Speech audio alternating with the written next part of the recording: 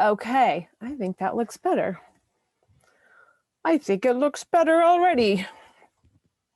Just let me check to make sure that it is going to cooperate on the Facebook. Back to the chat. Okay, yes, yes. Oh, I see them on Facebook and I see them on Zoom. This is so exciting. This is what happens when you try to get fancy dancy. But here we go. Yeah, so if you are attending via Zoom and you have questions, drop them in the chat. If you are attending via the Facebooks inside the Be Yourself group, you can ask your questions there. I'm going to do my best to moderate both sides, but it's just me. If I miss something, I will always answer. I will come back. I will loop back. So today we are talking about being the driver of your own bus of life rather than the passenger. Because here's the thing, when you are the passenger, you are at the whim of the driver, right? The driver is calling all the shots. The driver's taking the turns. The driver is going to the destination and you don't have any control. And so we don't want our lives to be like that, right? We want to have control of where we're going, of how we're turning, of where we're stopping, where we're taking detours, where we're getting past roadblocks. Like we want to be in charge of that because it's our life. It is our one life. Okay. Also, I don't know if you realize this, but 25% of the year is now gone. So if you haven't yet taken action on your New Year's resolutions or the goals that you want to achieve for this year, then this training is designed to help you get moving, get started, and get motivated again. I want you to stick with me till the end because I do have a couple of freebies for you, and I'll show you how to get those freebies. Let's see, any other announcements I want to make? I guess that's it. Also, I'm not going to slide share you to death. I've got like 3 slides. See, I already said that one. Okay, here we go. There are 3 things that I think that I believe are going to help you put yourself in the driver's seat of your own life. And the first one, not everybody wants to hear this one, but it is to take responsibility. Take responsibility for yourself, for your one life. What does that mean specifically? Number 1, you have to stop playing the blame game. You cannot blame your partner, your husband, your mother, your children, your boss, your coworker, your sister for the things that you're not doing. It is not their fault. It is yours. I mean, not that we don't have to blame people, right?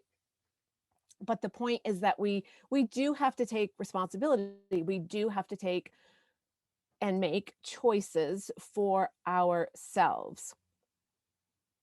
So, in order to take responsibility, that means that we have to take ownership of our own decisions. We have to make decisions. Making decisions can be hard, right? I mean, there's a lot of fear tied up in making decisions and being 100% responsible for them. I know that this used to be really hard for me in my first marriage. I did not want to make decisions, and I wanted my husband to co-make decisions with me. I wanted my parents to co-make decisions with me. Because that way, if something went awry, if something didn't work out, I didn't have only myself to blame, right? That can be a hard pill to swallow sometimes. But here's the thing that I've learned about having fear, right? A lot of times we're afraid to make a mistake. We're afraid we're going to fail. We're afraid we're going to be judged. Hold on, I got a cough. I got to mute myself.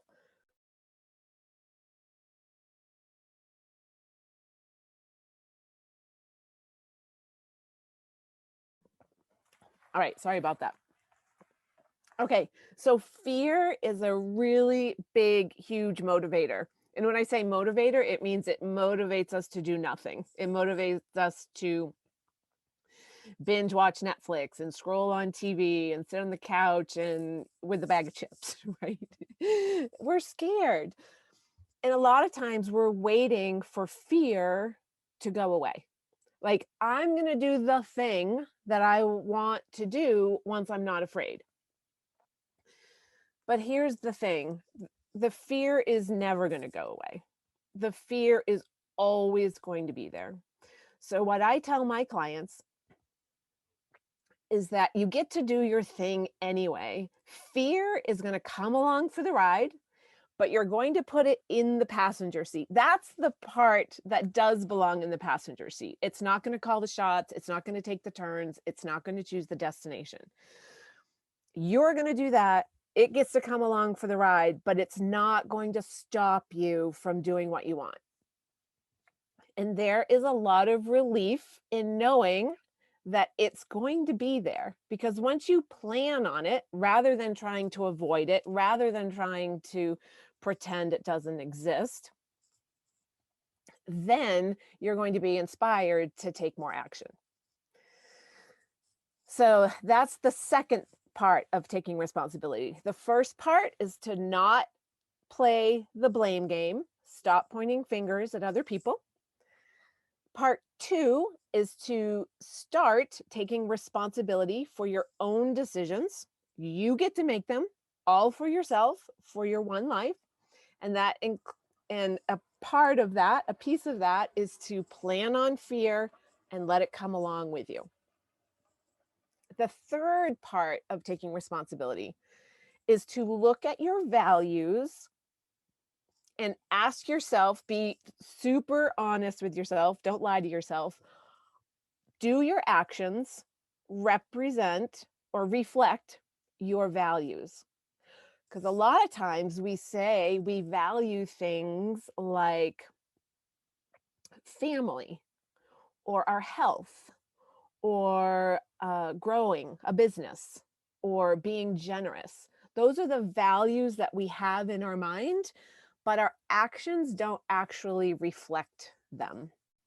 So you just want to ask yourself that question. Do some journaling on it. Do my actions reflect my values? And if not, then be intentional about getting them into alignment. Alignment means everything is in a line, right? It's a very simple destination. So you want your values and your actions to be aligned.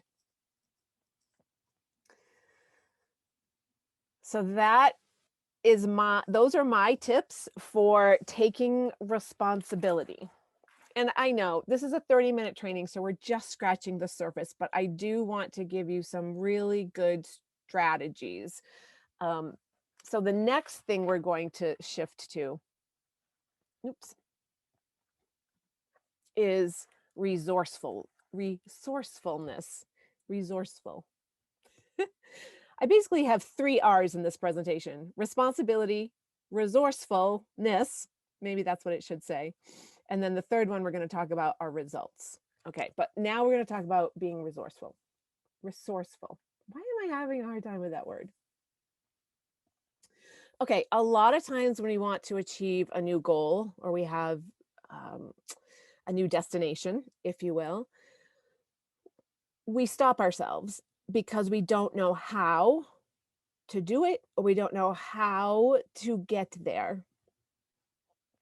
And because we don't have all, 52 steps between now and where we want to go, we don't take any. I want to encourage you to switch your mindset and consider, how can you be resourceful in your own life? How can you solve the problem? And you don't have to know all 52 steps. What you really have to do, what you really have to know is just the first step, right? You can take a step, then look around and say, okay, how did that work out? Evaluate yourself then, and then take another step and then take another step and baby step your way to that final destination. That's how it works. That's how things are invented. You know, people have ideas, it's never been done before, like the iPhone. Great idea, but at one point it had never been done before, right? So how did they create the iPhone? They had to take some steps, they had to make mistakes, they had to evaluate the progress all along the way. They had to have bad prototypes. They had to like throw away things that they thought would work. That is, those are all forms of being resourceful. Resourceful. All right, so how can you be resourceful when you don't know what to do? I've got some questions for you. These are good journaling prompts. These are good reflections for you. Number one, how can ask yourself, and when I say ask yourself, try to get below the surface of the conscious mind. You want to try to tap into the unconscious mind. That's where your intuition plays, right? That's where you're going to find some new answers. So ask yourself, how can I get creative? What can I do differently right now? Kind of along with that, how can I use my imagination? Like if I were to pretend or I were to imagine how I might solve this problem, how what bubbles up? What sort of new answers, new ideas, new actions, inspired actions bubble up for you? Another way to ask yourself, or another question to ask yourself, is what would so and so do? Pick a famous person who inspires you, pick a teacher, pick a parent, pick a friend. What would they do to solve this problem? That's another good way to kind of try it on, to try to get new ideas and new inspiration. And then the last one I have written down here is, who can I ask for help? You know, maybe somebody you know has done what you want to accomplish. I bet they would love to talk to you and tell you some ideas, give you some inspiration. Um, hold on, let me consult with my notes. Okay. So being resourceful is all about being creative. It's shifting from that blame game and pointing the fingers and being the victim. That's what we call in the coaching world being in effect, right? We are at effect of everything going on around us. But when we're resourceful, we shift out of effect and we shift into cause. Where can we be a catalyst of our own change? Where can we be creative? Think about possibility. Tap into our intuition. So that's what I'm encouraging you to do. Okay, and the last R, the last thing I have for you is results, right? That's the whole point of this training, and it's getting to that destination. So when you begin to take responsibility, when you begin to act resourceful, then you are going to take action, right? And it's from the action that you take that you are going to get your results. So when you take responsibility and you make your own decision, that's taking action. When you ask yourself these questions of, how can I get creative? That's taking action. When you are evaluating your values and saying, oh, am I in alignment or am I not in alignment? That is taking action. Those actions are what are going to lead to your results.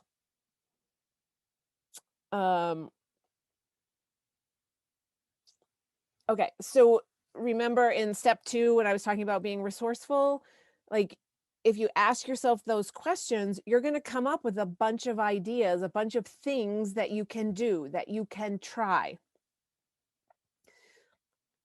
put them into action, actually do them and see what happens.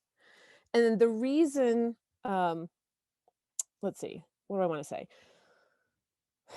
If we don't do anything, if we don't try on new ideas, new steps of inspiration, then we know the results. The results are staying exactly where we are right now.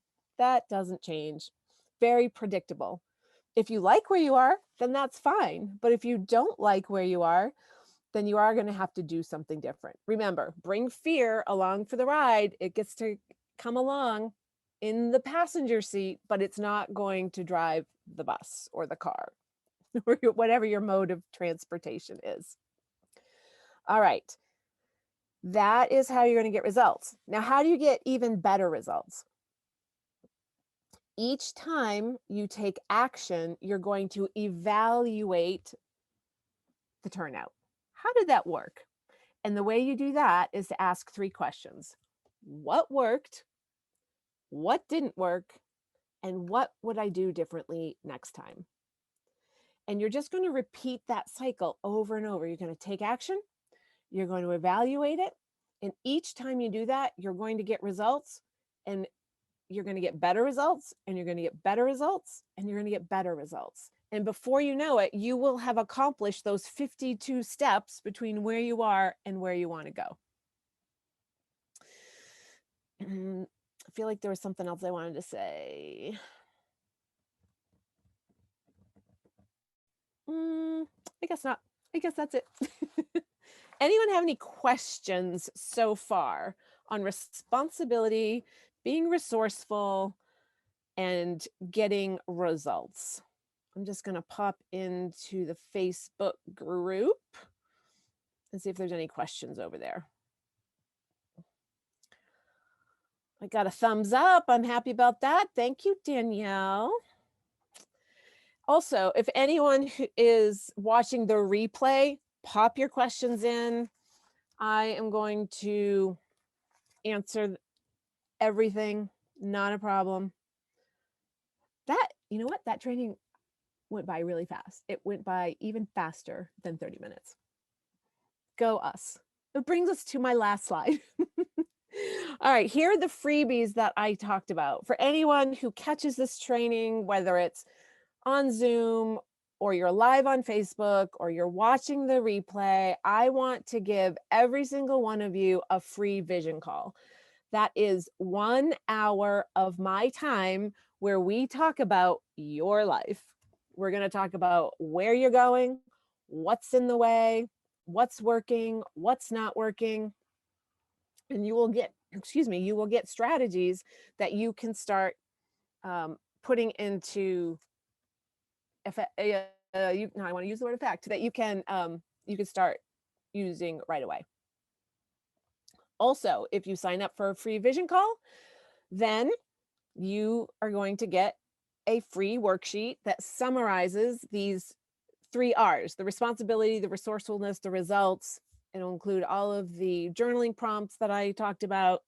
It'll give you the steps for how to evaluate your results as you're going along. And then that information about aligning your values to your actions. Let's be honest. You're going to pull out you're going to forget to do it if you don't pull out your phone or your laptop right now and email me. This is how you get your free call and your free worksheet. You're going to pull out your phone right now. Yes, that is my email address. It's a little long, but it's not that hard either. I think your thumbs can handle it. hello@jenniferhoopercoaching.com. That's all I got for you, my friends. That is all I've got. Again, my email address is hello@jenniferhoopercoaching.com. I would love to give you an hour of my time. I would love to send you a worksheet that summarizes this training. I'm going to stop the share. Oh, awesome. Shannon says, thank you, emailing you now. I love it. That's right. That's how we get stuff done, my friends. Okay, I think That's it. So I'm going to sign off. I am going to pop into the my Facebook group with a free training once a month. That is my plan. And oh, happy April Fool's Day! And remember, your 25% of the year is over. It's time to take action and get your results. All right. I love you all. I'll talk to you soon. Bye.